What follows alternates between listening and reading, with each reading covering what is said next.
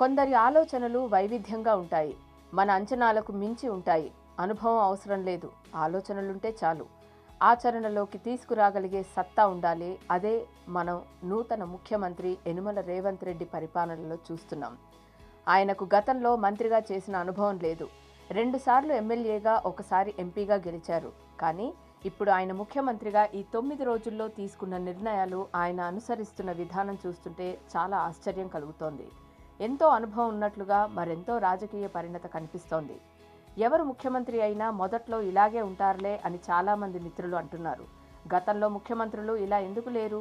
NTR, YS Rajasekhara Reddy ముఖ్యమంత్రులుగా గొప్ప పేరు తెచ్చుకున్నారు. కానీ రేవంత్ రెడ్డిలా ఇంత చురుకైన నిర్ణయాలు ఇంత త్వరగా అయితే తీసుకోలేదు. ముఖ్యమంత్రిగా అధిష్టానం ఆయన పేరు ప్రకటించినప్పటి నుంచి కూడా ఆయన తన ప్రత్యేకతను, తన సింప్లిసిటీని చాటుకుంటూనే ఉన్నారు. ఎక్కడా దర్పం కనిపించలేదు.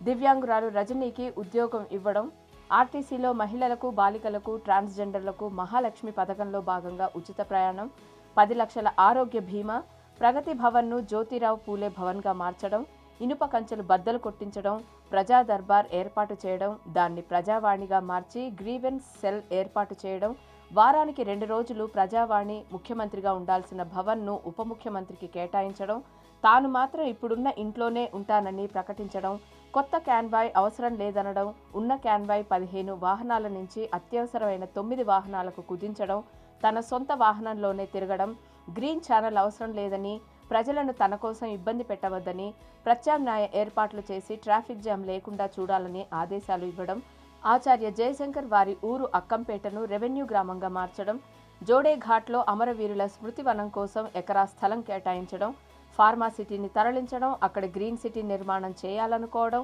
గచ్చిబౌలి నుంచి ఎయిర్పోర్టుకు మెట్రో అవసరం లేదనడం, దాన్ని LB Nagar via old city నుంచి ఎయిర్పోర్టుకు మార్చమని చెప్పడం, పోలీసు శాంతి భద్రతా చర్యలు, డ్రగ్స్పై చర్యలు, అధికారుల బదిలీలు, ముక్కుసూటిగా వ్యవహరించే నిజాయితీ అధికారులను లూప్ లైన్లో పడేయకుండా ముఖ్యమైన పోస్టులు ఇవ్వడం, డీఎస్పీ నళినికి ఉద్యోగం తిరిగి ఇవ్వాలని ఆదేశించడం. అయితే ఆమె అంత ఫిట్నెస్లో లేనని, పూర్తిగా ఆధ్యాత్మిక జీవితం గడుపుతున్నానని, తిరిగి ఉద్యోగంలో చేరనని ఇప్పటికే ప్రకటించారు. అది వేరే విషయం. అయితే టీఎస్సీ ప్రక్షాళన, లీకేజ్లపై న్యాయ విచారణ, జర్నలిస్టుల ఇంటి స్థలాల విషయంలో త్వరలో మంత్రివర్గంతో చర్చించి నిర్ణయం తీసుకుంటానని చెప్పడం, అసెంబ్లీని పార్లమెంట్ మాదిరిగా సెంట్రల్ హాల్గా తీర్చిదిద్దడం, ఇలా ఎన్నని చెప్పను, ఎన్నో ఆలోచనలను ఆయన ఆచరణలోకి తెచ్చేశారు. నాకు అనిపిస్తోంది, చిన్న వయసులో దేశ ముదుర్ల మధ్య పోటీపడి ముఖ్యమంత్రి అయ్యారు రేవంత్ రెడ్డి. ఆయనకు మొదటి నుంచి కూడా అదే లక్ష్యం అని తెలుస్తూనే ఉంది. ఎన్నో ముందస్తుగా నిర్ణయించుకున్న విషయాలన్నీ రెడ్ బుక్లో రాసుకున్నట్లే అనిపిస్తోంది. పైగా ప్రతిపక్షంలో ఉన్నప్పుడు అగ్రెసివ్ మాటలను ఇక మర్చిపోదాం, కక్షలు పగలు లేనే లేవు అన్నారు. మరోవైపు గత ప్రభుత్వం తీసుకున్న కొన్ని విషయాల్లో రాజీ పడేది లేదని, నిగ్గు తేలుస్తానని అంటున్నారు. ఏది ఏమైనా ఆ పీఠం ఎంతో ఒత్తిడితో కూడుకున్నది. ప్రస్తుత ప్రతిపక్షం మాటల దాడులు అప్పుడే మొదలయ్యాయి. మరోవైపు సొంత పార్టీలోని మహామహులను కలుపుకుని పోతూ నెగ్గుకు రావాల్సి ఉంటుంది. ఆయన కళ్ల ముందు కిరణ్ కుమార్ రెడ్డి రాజకీయ జీవితం స్పష్టంగా కనిపిస్తున్నట్లు ఉంది. ఆయన స్పీకర్ అయ్యి ఆ తర్వాత ముఖ్యమంత్రిగా కూడా అయ్యారు. ఆ తర్వాత రాజకీయ జీవితం ముగిసిపోయింది ముందస్తుగానే. పార్టీ మారినా కనీసం గవర్నర్ అయ్యే అవకాశం కూడా కనిపించడం లేదు. అందుకే రేవంత్ రెడ్డి జాగ్రత్తగా పావులు కదుపుతున్నారు. ఎంతో జాగ్రత్తగా అడుగులు వేస్తున్నారు. జన హృదయాలను గెలిచి మంచి ముఖ్యమంత్రి అనిపించుకోవాలనే దిశగా అడుగులు పడుతున్నాయి.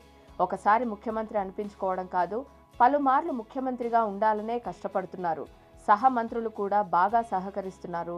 మున్ముందు ఎలా ఉంటుందో వేచి చూడాల్సిందే.